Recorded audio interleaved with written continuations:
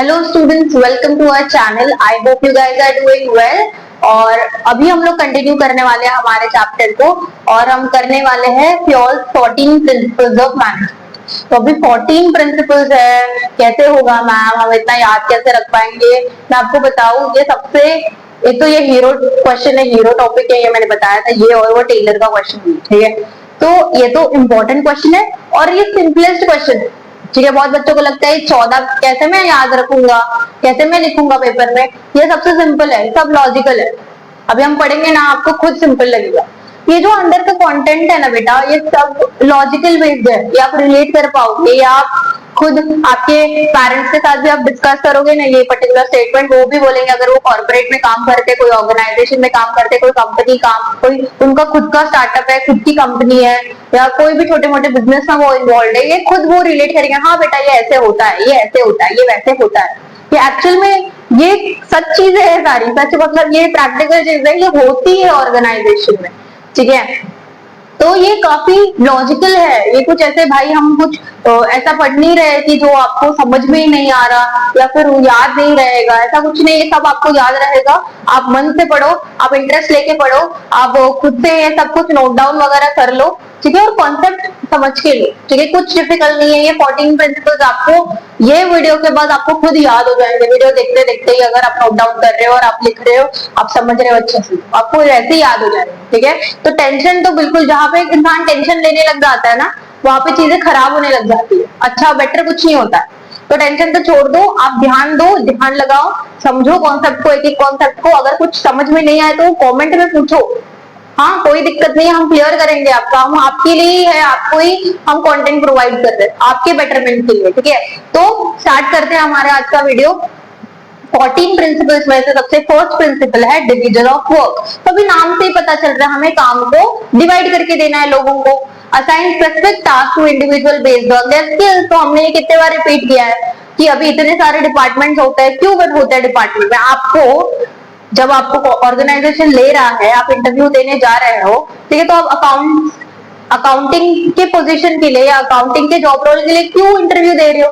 क्योंकि आपने अकाउंटिंग पढ़ा है, आपका क्वालिफिकेशन उसमें है, आपके स्किल्स उसमें है, राइट। तो आपको अकाउंटिंग या फाइनेंस में डालेंगे, आपको मार्केटिंग में नहीं डालेंगे, आपको ह्यूमन रिसोर्स में नहीं डालेंगे, ऑपरेशन में नहीं डालेंगे, राइट। तो कोई भी एम्प्लॉय को हम उसके स्किल्स के हिसाब से, उसके क्वालिफिकेशन के हिसाब से, उसके पोटेंशियल के हिसाब से वो काम में डालते हैं, ठीक है। It improve speed, accuracy and expertise. तो और इम्प्रूव होता है, हमारा काम जल्दी जल्दी हो जाता है, क्योंकि उस इंसान के पास स्किल्स है काम करने का, तो फटाफट करके देगा, करेक्ट काम करेगा, मिस्टेक्स नहीं करेगा, ज्यादा एरर्स नहीं करेगा, क्योंकि एक्यूरेसी होगी, क्योंकि उसको सब आता है, उसके पास स्किल्स है ना, उसके पास कैपेबिलिटी, पोटेंशियल है वो काम को करने की, तो एक्यूरेसी होती है, एक्सपर्टीज है उसके पास, तो और इम्प्रूव होता है हमारा काम, ठीक है। जैसे एग्जाम्पल में हमने लिया है, एक सॉफ्टवेयर फर्म है, जो सॉफ्टवेयर फर्म में हम लोगों ने काम डिवाइड करके दिया है, जैसे एक फ्रंट एंड का डेवलपर है, एक बैक एंड का डेवलपर है ना, एक टेस्टर, एक स्पेशलाइजर है। तो अलग अलग जॉब रोल्स हमने डिवाइड करके दिया। तो डिपेंड करता है organization to organization, firm to firm की कौन से टाइप का फर्म है, क्या नेचर है फर्म का, ठीक है, कौन से लेवल पे हमारा ऑर्गेनाइजेशन है, कितने डिपार्टमेंट्स हैं, क्या हम लोग ऑपरेट कर रहे हैं, क्या हम सर्विस प्रोवाइडर है। तो ये ऑर्गेनाइजेशन टू ऑर्गेनाइजेशन डिपेंड करता है कि हम क्या जॉब रोल क्रिएट कर रहे हैं और क्या कौन से जॉब रोल पे किसको अलॉट कर रहे हैं, ठीक है। फिर नेक्स्ट आता है, वो आपको ये पॉइंट क्लियर हो गया होगा। फिर है अथॉरिटी एंड रिस्पॉन्सिबिलिटी। तो पहली बात, बहुत लोगों को लगता है कि अथॉरिटी और रिस्पॉन्सिबिलिटी सेम चीज है, ठीक है, और जिनको लगता है कि ये सेम चीज नहीं है, उनको एक्सप्लेन करने नहीं आता कि अथॉरिटी कैसे डिफरेंट है रिस्पॉन्सिबिलिटी से, रिस्पॉन्सिबिलिटी कैसे डिफरेंट है अथॉरिटी से, ठीक है। यहाँ पे दो प्रकार के लोग हैं, एक तो जिसको लगता है दोनों सेम है, उसका मतलब सेम है दोनों का, और दूसरे लोग जिनको पता है कि ये दोनों सेम नहीं है, दोनों का मतलब कुछ अलग है, लेकिन कुछ तो अलग है, मुझे पता नहीं क्या अलग है, लेकिन अलग है। मैं नाम पढ़ के बताऊंगा कि अलग मतलब है। तो मैं आपको आज बताऊंगी कि अथॉरिटी का क्या मतलब है, रिस्पॉन्सिबिलिटी का क्या मतलब है, ठीक है। फॉर एग्जाम्पल, ए जो है वो एक मैनेजर है, ठीक है। अभी ये दो केसेस देखेंगे हम लोग, ए मैनेजर है, ठीक है, और दूसरा जो एक्स है जो उसका जूनियर है, ठीक है। तो अभी उसने उसको काम दिया, ए ने बोला आपको ये काम करना है, एक्स को बोला ये आपको टास्क दिया हुआ है, ये आपको टास्क कंप्लीट करना है 1 महीने के अंदर, इसने उसको काम दिया। ठीक है, अभी इसके ऊपर रिस्पॉन्सिबिलिटी आ गई, ठीक है, कि मुझे ये काम कंप्लीट करना है। ठीक है, इसके ऊपर भी रिस्पॉन्सिबिलिटी है कि उसको ये काम, इसने इसको दिया है तो इसकी भी रिस्पॉन्सिबिलिटी बनती है इसका ध्यान रखना, इसको मॉनिटर करते रहना, कंट्रोल करते रहना कि हाँ देखना, चेक करना इसने किया क्या काम, इसको कोई दिक्कत आ रही है क्या, कोई प्रॉब्लम आ रहा है क्या, बार बार पूछना है ना, कि मुझे रिपोर्ट करो, मुझे एक एक वीक में रिपोर्ट करो कि तुम क्या कर रहे हो, तभी वो 1 महीने में काम हो पाएगा। नहीं तो ये इसको काम देके छोड़ दिया, इसके ऊपर रिस्पॉन्सिबिलिटी आ गई तो फिर ये करेगा नहीं करेगा क्या पता, 1 महीने बाद आके बोला सर मुझे नहीं जम रहा है, मुझसे नहीं हो रहा है, तो काम तो रह गया ना। तो यहाँ पे इसकी भी रिस्पॉन्सिबिलिटी, इसकी भी रिस्पॉन्सिबिलिटी, ठीक है, दोनों की रिस्पॉन्सिबिलिटी, इसकी रिस्पॉन्सिबिलिटी की इसको रिपोर्ट करना, आके इसको बताना, कोई दिक्कत आ रही है तो बताना, कोई काम अच्छे से हो रहा है तो बताना, कोई न्यू आइडिया आ रही है तो बताना और काम को खत्म करना। इसकी रिस्पॉन्सिबिलिटी की इस पे ध्यान रखना, इसको मॉनिटर करते रहना, इसको अगर कोई हेल्प की जरूरत है, इसको कोई एक्स्ट्रा रिसोर्स की जरूरत है तो उसको प्रोवाइड करना, तो ये हो गई रिस्पॉन्सिबिलिटी। ठीक है, अगर कल को ये अगर वो काम नहीं कर पाता है, और एक बात, अगर ये काम वो कंप्लीट नहीं कर पाता है तो कौन रिस्पॉन्सिबल होगा, ये खुद भी रिस्पॉन्सिबल होगा और उसका जो मैनेजर है वो भी रिस्पॉन्सिबल होगा, क्योंकि ये मैनेजर के ऊपर भी कोई मैनेजर होगा जिसको इसको रिपोर्ट करना है। तो वो क्या बोलेगा मैनेजर, तुम्हारी रिस्पॉन्सिबिलिटी थी कि तुम्हारे वर्कर से काम कराना, तुम्हारे जूनियर से काम कराना। तो यहाँ पे दोनों की रिस्पॉन्सिबिलिटी है कि ये काम नहीं कर पाएगा, ठीक है, मतलब नहीं कर पाया, इसलिए दोनों की रिस्पॉन्सिबिलिटी है। यहाँ पे क्या कहते हैं, अथॉरिटी का। अभी इसने इसको काम बताया कि ये टास्क आपको 1 महीने में कंप्लीट करना है, ठीक है, इसके ऊपर आ गई रिस्पॉन्सिबिलिटी कि ये काम कंप्लीट करना है, लेकिन अथॉरिटी इसके पास ही रहेगी, मैनेजर के पास ही रहेगी। कल को अगर ये काम नहीं कर पाता है, कंप्लीट नहीं कर पाता है, तो ये उसके लिए रिस्पॉन्सिबल है, लेकिन अथॉरिटी किसके पास है, इसके पास। ये हम इसको जाके ही पकड़ेंगे, हम इसको पूछेंगे, सीनियर इसको पूछेंगे, इसके पास कोई नहीं जाएगा, इसको जाके बस पूछेंगे मैनेजर को कि तुम्हारी अथॉरिटी थी, तुम्हारे पास वो अथॉरिटी थी कि एक टास्क तुम्हारे पास आया हुआ था, तुमको कंप्लीट करा के लेना था जूनियर से, तुमने नहीं करा के लिया, ये तुम्हारी गलती है, तो यहाँ पे इस पे नहीं आएगा। तो समझ रहे हो, अथॉरिटी सिर्फ एक इंसान के पास होती है, सीनियर के पास होती है, रिस्पॉन्सिबिलिटी भले नीचे वालों के साथ बढ़ जाती है, लेकिन अथॉरिटी आंसरेबल ये इंसान रहेगा, आंसरेबल रहेगा, उसके सीनियर्स को आंसरेबल रहेगा, हमारे स्टेक होल्डर्स को आंसरेबल रहेगा, जो भी लोग इन्वॉल्व है हमारे ऑर्गेनाइजेशन में, जिसको इसको रिपोर्ट करना है, बताना है, वो उसके लिए आंसरेबल रहेगा। आई होप आपको क्लियर हो गया होगा कि क्या डिफरेंस है रिस्पॉन्सिबिलिटी और अथॉरिटी का। ठीक है, बेसिक आपको इतना पता होना चाहिए। ठीक है, फिर मैनेजर्स मस्ट हैव, समझ लेते हैं क्या है, manager must have power to give orders and accountability, it ensures task are executed effectively. Example, sales manager should be able to set credit terms to meet target. तो वही है कि कोई भी एक क्या बोलते हैं मैनेजर है, वो उसके पास अथॉरिटी होनी चाहिए कि वो पर्टिकुलर ये टास्क है उसको वो लीड कर सके, और उसके ऊपर रिस्पॉन्सिबिलिटी भी होती है साथ साथ में कि इसको कंप्लीट करना है, ये टाइम ड्यूरेशन में कंप्लीट करना है। ठीक है, जब उसके पास आप अथॉरिटी रिस्पॉन्सिबिलिटी दोनों दोगे तो वो काम एफिशिएंटली करेगा, और आप अपने आगे वालों को भी ऑर्डर्स देगा, अकाउंटेबिलिटी उसके पास रहेगी। ठीक है, तो ये हमें इंश्योर करता है कि टास्क जो है वो इफेक्टिवली एग्जीक्यूट हो गया, मतलब टास्क जो है उसके पास अथॉरिटी रिस्पॉन्सिबिलिटी दोनों है, तो टास्क हमें इफेक्टिवली कंप्लीट करके देगा।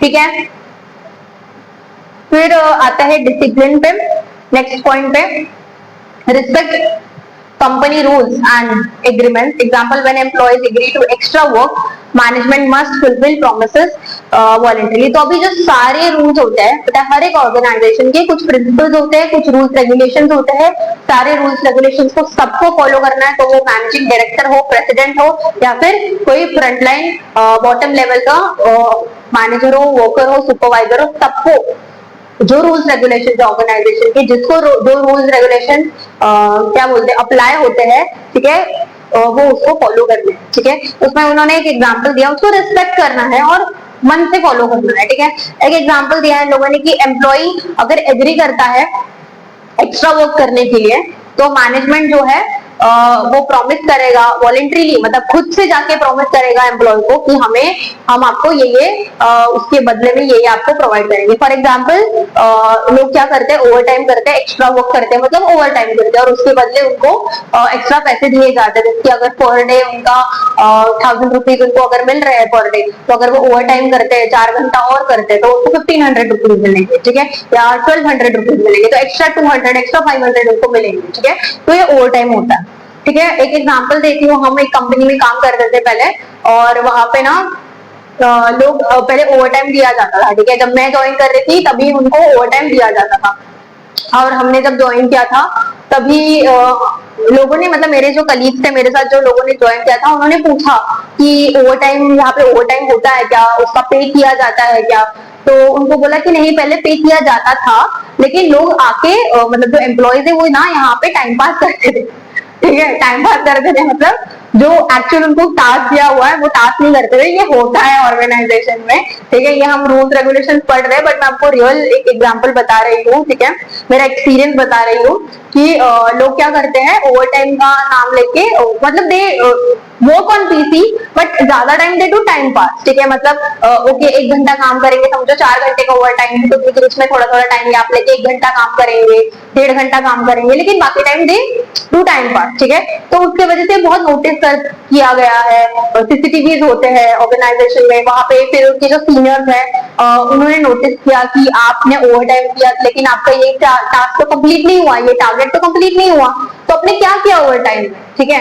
तो इसलिए ओवर टाइम सिस्टम बंद कर दिया गया। लेकिन उन्होंने क्या किया, ओवर टाइम के बदले अगर कोई इंसान काम कर रहा है, अभी मेरा समझो कि काम कंप्लीट नहीं हुआ है, मेरा जो टाइम ड्यूरेशन है, मेरा जो मैं ऑफिस जाती हूँ उसका जो टाइम ड्यूरेशन है, उस टाइम ड्यूरेशन में मेरा काम कंप्लीट नहीं हुआ है, तो मुझे बैठना पड़ेगा, क्योंकि घर जाके तो वो एनवायरमेंट नहीं होता है कि मैं काम करूंगी, ठीक है। फिर मेरे पास समझो सिस्टम ही नहीं है घर पे, ठीक है, मेरा लैपटॉप जो पर्सनल लैपटॉप है उस पर मैं ये काम नहीं कर पाऊंगी, या वो खराब है या जो भी है, तो मेरे पास सिस्टम नहीं, तो मैं घर पे काम ही नहीं कर पाऊंगी, तो मुझे यही बैठ के मेरा जो टास्क है वो कंप्लीट करना है, तो मुझे ओवर टाइम तो करना पड़ेगा। तो अगर मुझे कुछ भी नहीं मिल रहा, अभी ओवर टाइम तो बंद कर दिया ना, तो मुझे कुछ भी नहीं मिल रहा, तो मुझे मोटिवेशन कैसे मिलेगा कि मैं बैठूं और 2 घंटा 4 घंटा लगाऊं और ये काम खत्म करूं। तो उन लोगों ने क्या किया था, उसके लिए उन लोगों ने ना मील्स चालू कर दी कि 6 o'clock तक का टाइम था ऑफिस टाइमिंग, उसके बाद कोई बैठता है तो 6:30 को ना वो कैटरिंग के लोग आ जाते थे, और जो भी कैफेटेरिया वगैरह है ऑफिस में, वहां के लोग आते थे और वो नाश्ता वगैरह का मेन्यू लेके आते थे। तो शाम का स्नैक्स वगैरह दे यूज्ड टू गिव कि जो भी है स्नैक्स में, जो भी मेन्यू में है, सैंडविचेस है या पता नहीं कोई पैटिस कटलेट है या क्या बोलते थे ब्रेड रोल्स है, या जो भी उस टाइम पे स्नैक्स के लिए जो भी होता था, समोसा है, तो वो प्रोवाइड करते थे। और वो हो जाता था 6:30 को आते थे। सॉरी स्टूडेंट्स, हमारा वीडियो कट हो गया था, मैं एग्जांपल दे रही थी कि मील्स प्रोवाइड करते थे, ठीक है। तो 6:30 जैसे हो जाता था तो सारे आके आपको स्नैक्स वगैरह का मेन्यू देते थे, और फिर एम्प्लॉय डिसाइड कर सकता था कि उसको क्या स्नैक्स खाना है, ठीक है, क्योंकि 6:30 हो गए हैं, तो फिर वो स्नैक्स वगैरह देते थे। फिर समझो कि आप और कंटिन्यू और आप और टाइम तक बैठ रहे हो, तो आपको एक 8:30 वगैरह हो गया, ठीक है, आप 8:30 के बाद भी बैठे हुए हो, आप काम कर रहे हो अपना, तो आपको डिनर के लिए भी वो आके पूछते थे, ठीक है, कि आप डिनर करोगे क्या, आपको मेन्यू ला के देते थे, जो भी उनके डिसाइडेड मेन्यू होते थे डे वाइज, तो उनको दिखा देते थे कि आप डिनर भी कर सकते। तो ये क्या है कि अगर कंपनी मॉनिटरीली पे नहीं कर पा रही है, तो वो कुछ अलग उन्होंने मेथड यूज किया कि एटलीस्ट मील्स देके, या जो भी प्रोवाइड कर रहे हैं वो इटरीज में प्रोवाइड कर रहे हैं, स्नैक्स दे रहे हैं, डिनर दे रहे हैं, उसके वजह से एटलीस्ट लोग बैठेंगे, अपना एक्स्ट्रा काम करेंगे, अपना टास्क कंप्लीट करेंगे, ठीक है। तो ये भी एक वे है कि लोग जो भी है वॉलंटरीली ऑर्गेनाइजेशन प्रॉमिस करता है कि हम ये आपको प्रोवाइड करेंगे कि लोग और अपना एफर्ट दे सके और आपका अपना टास्क कंप्लीट कर सके। फिर आते हैं हम यूनिटी ऑफ कमांड में। तो each employee reports to only one supervisor as it avoids confusion and contradiction. Example में दिया है marketing staff should get instructions from one manager. तो क्या होता है ना कि समझो एक एम्प्लॉय है, ठीक है, मैं एज ए एम्प्लॉय हूँ, मेरे सीनियर मैनेजर को मैं रिपोर्ट करती हूँ, ठीक है, और समझो कि मेरे 4 सीनियर मैनेजर हैं, ठीक है, तो मैं जो काम कर रही हूँ, मैं कौन से टास्क पे काम कर रही हूँ, तो मैं चारों को जाके बताऊंगी क्या? समझो कि मुझे एक नया आइडिया आया कि ये आइडिया मैं यहाँ पे इनपुट कर सकती हूँ यहाँ पे, और फिर जो भी हम प्रोसेस कर रहे हैं वो और अच्छा दिख के आएगा और प्रेजेंटेबल आएगा, तो ये मैं आइडिया डालती हूँ। तो मुझे ये पूछना पड़ेगा मेरे मैनेजर से कि ये आइडिया है, मैं करूँ क्या? तो अगर मैं एक मैनेजर को पूछूंगी तो मुझे बोलेगा ठीक है करो या फिर मत करो, या फिर वो कुछ और सजेशन देगा कि ऐसा ऐसा करो। अगर मैं चार लोगों को जाके पूछ रही हूँ, मेरे चार मैनेजर है, चार को पूछती हूँ कि सर मैं ये करूँ क्या? एक बोलेगा हाँ करो, दूसरा बोलेगा नहीं नहीं ये सही नहीं लग रहा मत करो, तीसरा बोलेगा ऐसा करो लेकिन ये ऐड ऑन करो, ये मेरा सजेशन है, तीसरा चौथा बोलेगा कि नहीं मुझे तो कुछ समझ नहीं आ रहा कि तुमने क्या। तो मैं खुद कंफ्यूज हो जाऊंगी कि सब चारों तो अलग अलग बोल रहे हैं, अब करूँ क्या? ठीक है, समझ रहे हो आप? तो इसलिए हर एक एम्प्लॉय का एक ही हमारा मैनेजर होना चाहिए जिसको हम रिपोर्ट करते हैं, कुछ प्रॉब्लम्स हो तो जिससे डिस्कस करते हैं, कुछ एक्स्ट्रा में रिसोर्सेज की जरूरत है तो उसको जाके बोलते हैं, है ना, या कुछ अच्छा आउटपुट आया है, कुछ आइडिया जो भी है, तो एक ही इंसान के साथ, एक ही मैनेजर के साथ डिस्कस करते हैं। और ऐसे होता है, एक डिपार्टमेंट के 2 मैनेजर्स होते हैं, 4 मैनेजर्स होते हैं, आपने देखा होगा, मैनेजर असिस्टेंट मैनेजर होता है, लेकिन हमको हम जिसको रिपोर्ट करने वाले हैं वो एक ही होना चाहिए। एग्जांपल में उन्होंने दिया है कि मार्केटिंग स्टाफ जो है should get instructions from one manager. तो समझो अभी ऑडिट हो रहा है, मीटिंग हो रहा है, तो भले ही 4 मैनेजर है लेकिन जो इंस्ट्रक्शंस दे रहा है वो एक ही होना चाहिए। अगर चारों भी इंस्ट्रक्शंस देंगे तो पता है ना, एक चीज भी जब 4 लोग बोलते तो अपने अपने तरीके से बोलते, अपने अपने स्टाइल से बोलते, तो कंफ्यूज हो जाएंगे लोग। एक तो ऐसा स्टेटमेंट होगा जो कॉन्ट्राडिक्टिंग होगा, एक इंसान ऐसा बोलेगा थोड़ा सा, दूसरा इंसान ऐसा, सामने वाला जो सुन रहा है वो कंफ्यूज हो जाएगा, अरे सर ये सर ने तो ऐसा बोला था, वो सर ने तो वैसा बोला, अरे करना क्या है? समझ रहे हो आप बात को? तो इसलिए एक ही इंसान होना चाहिए, एक ही मैनेजर होना चाहिए जो रिपोर्ट, जिसको हम रिपोर्ट करते हैं, और एक ही इंसान होना चाहिए जिससे हम इंस्ट्रक्शन लेते हैं। ठीक है, तो तभी ही काम इजीली होगा, कॉन्ट्रडिक्शन नहीं होंगे, कंफ्यूजन chaos क्रिएट नहीं होगा। फिर आते हैं नेक्स्ट पॉइंट पे, unity of direction. Activities with shared goals should be lead by one plan and manager as it ensures focus and alignment. Example, a company running both car and bike divisions should have separate heads and plans for each.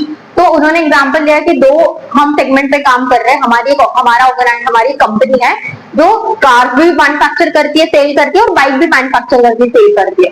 तो car का जो department है वो अलग है, और bike का department अलग है, उसके मैनेजर्स अलग है ना, उसका स्टाफ, उसकी टीम अलग है, whereas बाइक का भी स्टाफ, टीम और मैनेजर्स अलग है। ठीक है, तो क्यों अलग अलग है? तो बहुत एक ही डायरेक्शन है उनका, इनको कार का ही देखना है, इनको बाइक का ही देखना है। मुझे as a senior manager, as a board of director, मुझे अगर रिपोर्ट चाहिए थे तो मैं, अगर दोनों सेम एक साथ होते तो मैं जाके रिपोर्ट मांगूंगा तो वो क्या बोलेगा, नहीं नहीं सर उन मैनेजर के पास है, उनके पास है, इनके पास है। लेकिन अगर डिवाइडेड होगा, दोनों का डिपार्टमेंट अलग होगा, मैं कार जो मैन्युफैक्चरर है, मतलब कार के जो मैनेजर है, उनको जाके अगर पूछती हूँ ये मुझे रिपोर्ट दो, तो फटाक से मुझे लाके देंगे। बाइक के मैनेजर को पूछती हूँ क्या स्टेटस है, क्या है, वो फटाक से मुझे रिपोर्ट देंगे। समझ रहे हो बात को? तो उनका डायरेक्शन भी क्लियर होता है, उनको उतने ही एरिया में काम करना होता है, तो उनका बर्डन भी कम होता है। तो इसलिए ये यूनिटी ऑफ डायरेक्शन बताता है कि पर्टिकुलर एक मैनेजर को एक पर्टिकुलरली काम दिया जाना चाहिए ताकि उसका फोकस बना रहे, अलाइनमेंट रहे। ठीक है, फिर आता है subordination of individuals to general interest. Company goals should come before personal desires as it promotes teamwork and unity. Example, no specific favors for individual should override company welfare. तो basically जो भी हम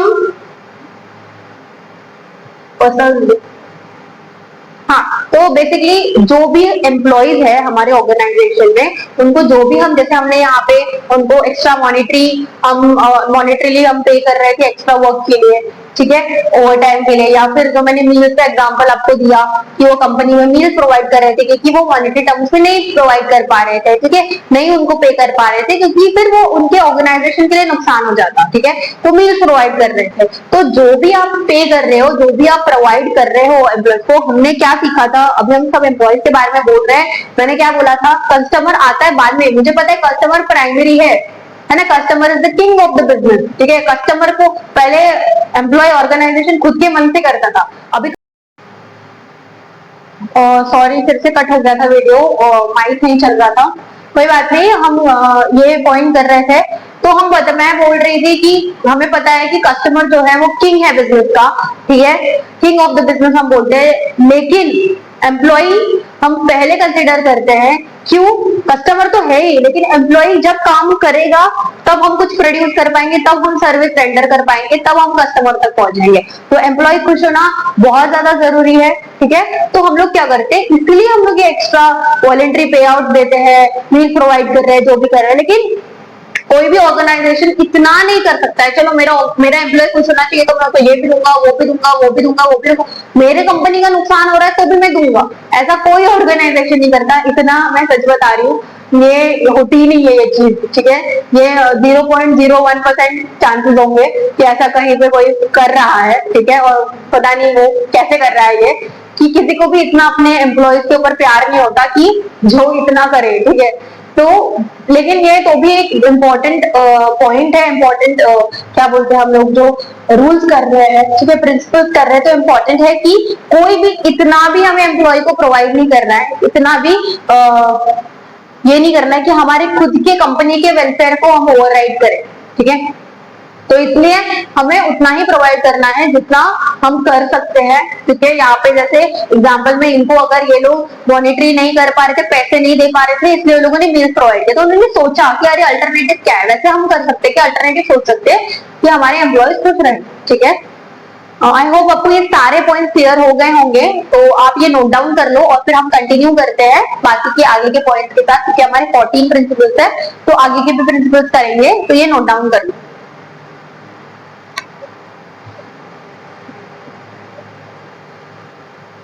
ओके क्लास, लेट्स कंटिन्यू हमारे आगे के point.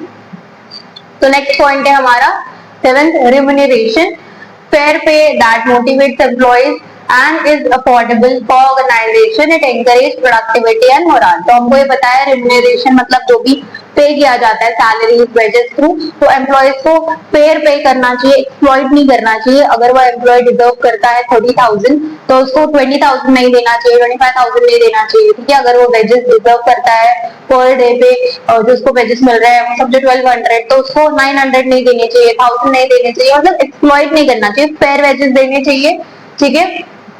और कि ऐसी चीजें करनी चाहिए कि हमारे ऑर्गेनाइजेशन को भी अफोर्ड हो, ठीक है, ताकि हम एम्प्लॉयज को मोटिवेट कर सके, उनको हमेशा एनकरेज रख सके, ठीक है, उनकी प्रोडक्टिविटी बढ़ा सके।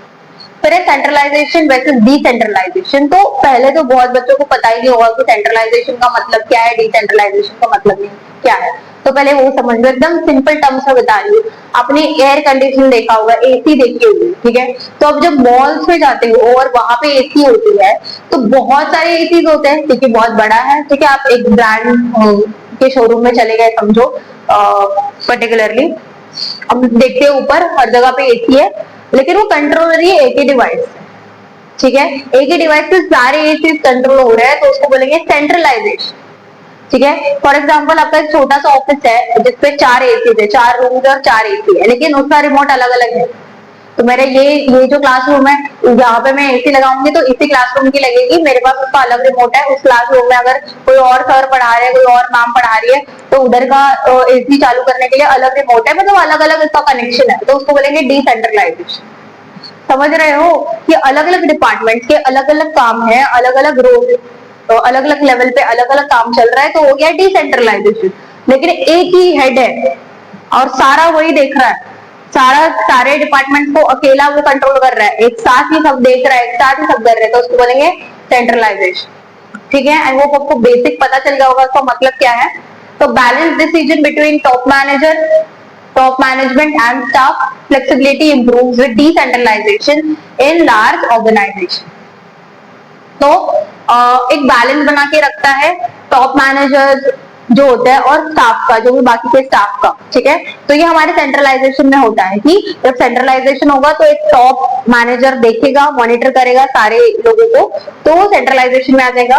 वैराज जब हम डिसेंट्रलाइजेशन करते हैं तो बहुत फ्लेक्सिबिलिटी होती है, मतलब ये डिपार्टमेंट के लोग बस ये डिपार्टमेंट में काम करेंगे, ठीक है, इसके ऊपर ध्यान देंगे, ठीक है, और बाकी ज्यादा बर्डन नहीं लेंगे, ये वाले इस डिपार्टमेंट का काम करेंगे। तो डिपार्टमेंट वाइज हमने डिसेंट्रलाइज करके दिया है, तो काफी फ्लेक्सिबली लोग काम कर पाते हैं, अपना अपना देख पाते हैं, ठीक है।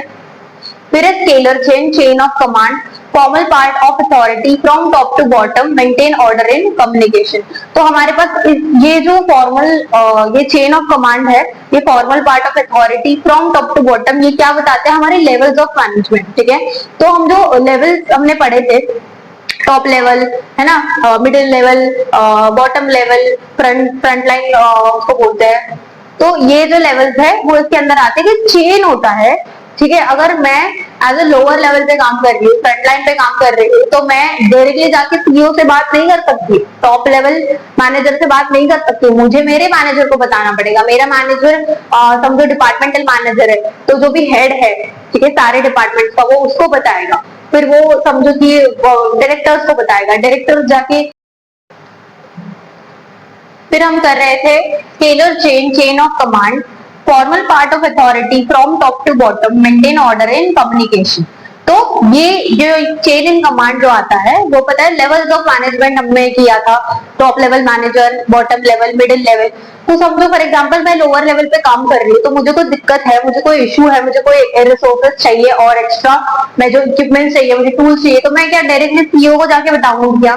नहीं, मैं चेन फॉलो करूंगी, मैं मेरे मैनेजर को बताऊंगी, फिर वो डिपार्टमेंटल अगर मैनेजर होगा तो उसको जो डिपार्टमेंट का हेड होगा वो मैनेजर को जाके बताएगा, फिर वो डायरेक्टर्स को बताएगा, या उसके ऊपर कोई अगर मैनेजर होगा तो उसको बताएगा, फिर डायरेक्टर्स फिर ये खुद के अंडर जो भी है वो कर पाएंगे, प्रोवाइड कर पाएंगे तो करेंगे, नहीं कर पा रहे उसको फंड्स चाहिए तो वो जो भी है सीईओ, जो भी है सीएफओ, उसको जाके बताएंगे, ये इन्फॉर्म करेंगे कि ऐसा ऐसे वर्कर्स डिमांड कर रहे हैं। तो समझ रहे हो चेन होता है, तो ये सारी चीजें सिस्टमैटिकली कम्युनिकेशन जो है वो सिस्टमैटिक हो जाता है। तो मैं ऐसे रैंडमली हैपोथेटिकली नहीं कर सकती कि हाँ मैं, मेरे को जिसको लग रहा है मैं इसको जाके बोल रही हूँ, कोई भी आके मुझे बोल रहा है, नहीं, एक प्रॉपर सिस्टम होता है, मुझे रिपोर्ट करना है, मेरे ऊपर वाले जो भी मैनेजर है उसको करूंगी, उनको मुझे कुछ करना है तो मेरे ही जो मैनेजर है मुझे कन्वे करेंगे, मुझे डायरेक्टली आके बोर्ड ऑफ डायरेक्टर्स नहीं बोलेंगे, मुझे आके सीईओ नहीं बोलेगा, समझ रहे हो। फिर आता है order, a place for everything and everyone, helps efficiency by minimizing waste and confusion. तो ऑर्डर का मतलब क्या होता है ना कि कोई भी ह्यूमन रिसोर्स ले लो, कोई भी ऑपरेशन ले लो, कोई भी प्रोडक्शन ले लो, फॉर एग्जांपल हमारे प्रोडक्शन के लिए कोई रॉ मटेरियल आ रहा है, तो हर एक चीज के लिए प्रॉपरली जगह है कि इसको यहाँ पे रखना है, इसको यहाँ पे रखना है, इसका काम ये है। कोई ह्यूमन रिसोर्स की अगर हम बात कर रहे हैं तो इसका काम ये, सबके लिए प्रॉपरली एलोकेट करके चीजें दी गई है। तो उसके वजह से क्या होता है, हमारी एफिशिएंसी जो होती है वो बढ़ती है और हमारा जो वेस्टेज है वो कम हो जाता है, कंफ्यूजन नहीं होता। ठीक है, अगर हर एक इंसान को एलोकेट काम करके दिया हुआ है और रैंडमली हमारे कोई हेड ऑफ डिपार्टमेंट आ जाते हैं और बोलते हैं कि अच्छा ये काम हो रहा है, ये इंसान किधर है, हमारे पास ऑलरेडी डिसाइडेड है, एलोकेटेड है कि इंसान यहाँ पे काम करे, तो हम उसको बता पाएंगे हाँ ये इंसान आपको यहाँ पे मिलेगा, आप उनसे जाके बात करो। ठीक है, अगर हमें खुद ही हम सब एक साथ मिलके कुछ भी कर रहे हैं, किसी की कोई जगह फिक्स नहीं है, किसी का कुछ प्रॉपरली एक पर्टिकुलर ऑर्डर नहीं है कि अच्छा ये इधर होगा ये उधर होगा, तो हमें वो चीजें मिलेंगी कैसे, तो कंफ्यूजन कियोस्क क्रिएट होगा। ठीक है, तो ऑर्डर इसलिए इंपॉर्टेंट है। फिर आता है इक्विटी। पहले तो इक्वालिटी और इक्विटी डिफरेंट चीजें होती है, तो बहुत बच्चे क्या कर देते हैं, इक्वालिटी लिख के आते हैं पेपर में, तो हमें इक्वालिटी बिल्कुल नहीं लिखना, हमें इक्विटी लिखना है। ठीक है, तो इक्विटी और इक्वालिटी का मतलब काफी अलग अलग होता है। इक्वालिटी का मतलब आप लोगों को पता होगा, इक्विटी का मतलब क्या होता है, treat employees with fairness and respect as it builds employees trust, loyalty and morale. तो सारे जो एम्प्लॉयज है उनके साथ हमें कैसे भी बिहेव नहीं करना है। ठीक है, तो वो कोई भी लेवल का हमारा एम्प्लॉय हो, ठीक है, हमें उनके साथ फेयरनेस, ठीक है, एकदम सही तरीके से, ऑनेस्टी के साथ, अच्छे तरीके से, रिस्पेक्टफुली उनके साथ बिहेव करना है। ठीक है, कोई एम्प्लॉय आके आपके पास प्रॉब्लम अपनी शेयर करता है तो अरे यार चल यार फिर से आ गया, फिर से बता रहा है, फिर से वही रोना रो रहा है, ऐसे सारी चीजें नहीं करनी है। ठीक है, तो फिर कोई एम्प्लॉय ऐसे होता है, ये ह्यूमन टेंडेंसी है। ठीक है, ये काफी प्रैक्टिकल चीज है, इसलिए बता रही हूँ। आपके फ्रेंड्स भी होते हैं, आपका ग्रुप होता है, उसमें से आपको एक इंसान पर्सनली नहीं पसंद होता है, ठीक है, जो भी उसके बिहेवियर की वजह से, उसके एक्शन की वजह से, वो जो काम कर रहा है उसके वजह से, वो काम अच्छे से नहीं कर रहा है उसके वजह से, जो भी रीजन है, तो उसका मतलब यही नहीं है कि आप उसको डिसरिस्पेक्ट करोगे या उसके साथ गलत करोगे। ठीक है, आपको अगर नहीं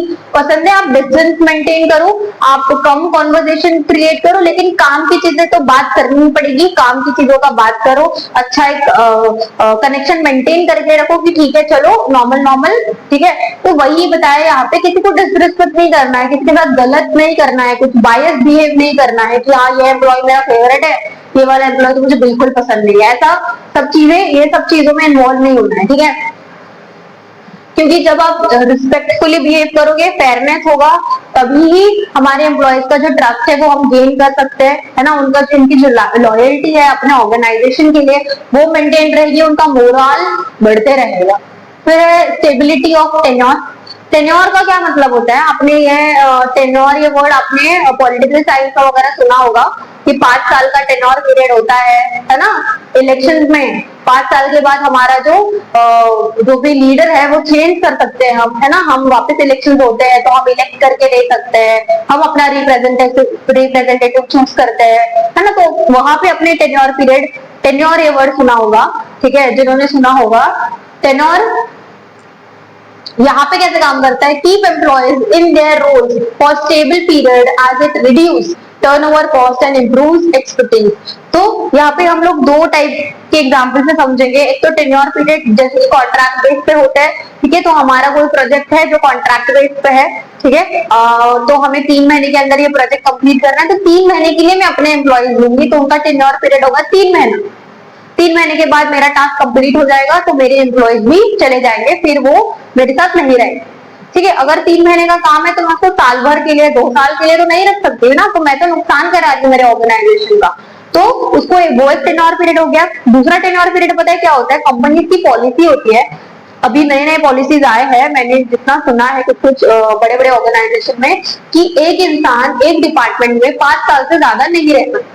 तो भी क्या हो गया, वो एक जो एम्प्लॉय है उसके लिए वो एक डिपार्टमेंट में रहने के लिए टेन्योर पीरियड हो गया 5 ईयर, फिर उसको डिपार्टमेंट स्विच करना पड़ेगा। क्यों? क्योंकि मल्टीपल स्किल्स सीखने के लिए एक इंसान एक काम करके बोर हो जाता है, एक इंसान जिंदगी भर एक काम नहीं कर सकता, है ना, फिर उसकी एफिशिएंसी और डिमिनिश होते जाती है। एक इंसान अगर दूसरा काम भी सीखेगा तो वो उसमें भी एक्सपर्ट होगा, उसके स्किल्स अपग्रेड होंगे कि उसको वो भी काम आता है अभी। तो इसलिए अभी समझ रहे हो, ये 2 टाइप के टेन्योर पीरियड मैंने आपको एक्सप्लेन किए, ठीक है। तो डिपेंड करता है, वही आपको बता रहे हैं कि हमें keep employees in their roles for stable period, उनके रोल में उनको वो पर्टिकुलर पीरियड तक रखो as it reduce turnover cost and improve expertise, ठीक है। फिर नेक्स्ट आते हैं initiative, encourage ideas and action from employees which fosters creativity and ownership. तो इनिशिएटिव मतलब हम जो खुद से वॉलंटियर करते हैं, खुद से इनिशिएट करते हैं कि ये मुझे आइडिया आ गया, ये हमने डिस्कस किया था ये वाला पॉइंट, कि कोई भी एम्प्लॉय अगर आपको बोलता है कि ये टास्क में हमें ये करना चाहिए, मुझे ये आइडिया आई है, ये पर्टिकुलर मैंने ये ओके क्लास, तो हम कर रहे थे नेक्स्ट इनिशिएटिव। इनिशिएटिव क्या बोलता है, encourage ideas and actions from employees which fosters creativity and ownership. For example कि कोई एम्प्लॉय आपके पास आता है, ठीक है, और बोलता है कि सर मुझे ये आइडिया आई है, ठीक है, मुझे नया कुछ लग रहा है कि जो हम इनपुट कर सकते हैं हमारे पर्टिकुलरली हमारे ये टास्क जो हमें दिया है उसमें, तो उसे सपोर्ट करना चाहिए। फॉर एग्जाम्पल मीटिंग में कोई एम्प्लॉय बोल रहा है कि हमें ये कुछ नया करना चाहिए, हमारे कंपटीटर्स कर रहे हैं तो हमें ये और एक चीज ऐड करनी चाहिए, ठीक है, जो नया कॉन्सेप्ट वो लेके आ रहा है, कुछ नया इनोवेटिव आइडिया लेके आ रहा है, तो उसको ऐसे नहीं कर सकते कि अरे आप तो 1 महीने पहले ही आए हो, आप तो 2 महीने पहले ही आए हो, आपको क्या पता हमारे ऑर्गेनाइजेशन में, आपको इतना नॉलेज नहीं है, आपका ये क्वालिफिकेशन, या आप क्यों बोल रहे हो, ऐसा हम नहीं कर सकते।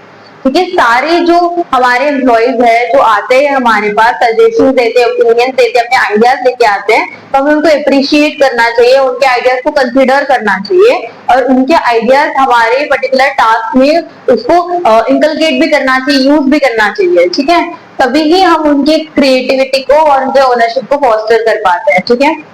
फिर हमारे पूरे चैप्टर का लास्ट टॉपिक, ठीक है, spirit the corps, build team spirit unity within the workforce which encourages collaboration and shared responsibilities। तो ये हम इतना सब इसीलिए कर रहे हैं ताकि सब मिलजुल के रह पाए, सब एक साथ एक दूसरे को कोऑपरेट करेंगे, एक दूसरे के साथ कोलैबोरेट करेंगे, एक दूसरे को सपोर्ट करेंगे, ठीक है, क्योंकि हमारे ऑर्गेनाइजेशन में मल्टीपल डिपार्टमेंट्स है, मल्टीपल लेवल ऑफ ऑर्गेनाइजेशन है, लेकिन ऐसा नहीं कर सकते ना कि ये डिपार्टमेंट वाले अपने में ही कर रहे हैं सब कुछ, ये डिपार्टमेंट वाले अपने में ही कर रहे हैं, नहीं, हमारा सबका गोल एक है, टारगेट एक है, भले ही आपका काम डिवाइडेड है, भले ही आप अलग डिपार्टमेंट में काम करिए, लेकिन हमारा गोल अचीव करने के लिए सबको इक्वली अपना अपना काम करना पड़ेगा, एक दूसरे को सपोर्ट करते हुए। ठीक है, अगर फाइनेंस वाली टीम फंड्स नहीं देंगी प्रोडक्शन को, ऑपरेशन को, रिसोर्सेज लाके नहीं देंगी तो प्रोडक्शन होगा कैसे? ठीक है, अगर प्रोडक्शन नहीं होगा, प्रोडक्ट नहीं बनेगा तो सेलिंग, एडवर्टाइजिंग, मार्केटिंग होगा कैसे? फिर वो डिपार्टमेंट वाले कैसे काम करेंगे? अगर एचआर, ह्यूमन रिसोर्स मैनेजमेंट का जो डिपार्टमेंट है वो लोग एम्प्लॉयज को मैनेज नहीं करेंगे तो प्रोडक्शन करते वक्त, एडवर्टाइजमेंट करते वक्त, मार्केटिंग करते वक्त, फाइनेंस संभालते वक्त, अकाउंटिंग करते वक्त जो भी एम्प्लॉयज होंगे वो इफेक्टिवली काम कैसे करेंगे अगर एचआर मैनेज नहीं कर रहा है? तो सारे इंटरडिपेंडेंट है ना, सारे डिपार्टमेंट एक दूसरे के ऊपर इंटरडिपेंडेंट है, सब एक साथ क्या बोलते हैं, एक दूसरे को कोऑपरेट करके चलते हैं। ठीक है, तो कुछ भी चीजें होती है तो ये डिपार्टमेंट को रिपोर्ट करता है, ये सजेस्ट करता है, तो ये सारी चीजें चलती रहती है और ये यूनिटी होनी चाहिए। जिस ऑर्गेनाइजेशन में ये यूनिटी होती है तो वो ऑर्गेनाइजेशन एक्सेल करता है, एक्सपांड करता है, ग्रो करता है। ठीक है, आई होप आपको ये सारे इंपॉर्टेंट प्रिंसिपल्स अच्छे से समझ गए होंगे। ठीक है, सारा कॉन्सेप्ट क्लियर हो गया होगा। अगर कोई भी पॉइंट में आपको कोई भी डाउट है या आपको क्लियर नहीं हुआ है या आपको कुछ और एग्जांपल चाहिए तो आप कमेंट में पूछिए, बताइए, बिल्कुल हेजिटेट मत कीजिए क्योंकि ये आपके लिए हो रहा है। अगर आपके डाउट क्लियर नहीं हो रहे तो ये सब वीडियोस का कुछ मतलब ही नहीं है। ठीक है, तो आप जो भी आपको इश्यू है आप कमेंट में पूछिए, हम आपके इश्यूज, आपका जो भी प्रॉब्लम है उसको सॉर्ट कर देंगे। ठीक है, आपका जो भी डाउट है वो क्लियर कर देंगे। अगर कमेंट में नहीं हो पाएगा तो उसके लिए अलग से वीडियो भी बना देंगे। ठीक है, अगर आपको वीडियो अच्छी लगी होगी, समझ में आएगा तो वीडियो को लाइक कीजिए। ठीक है, हमारे चैनल को सब्सक्राइब कीजिए ताकि हमें भी मोटिवेशन मिले कि आपके लिए हम और वीडियोस बनाएं।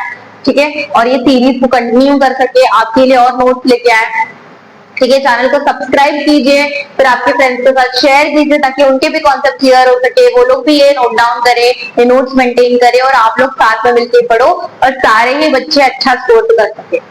ठीक है, तो तब तक के लिए take care and keep studying. हम मिलते हैं नेक्स्ट लेक्चर में नेक्स्ट हमारे पर्टिकुलर चैप्टर के साथ।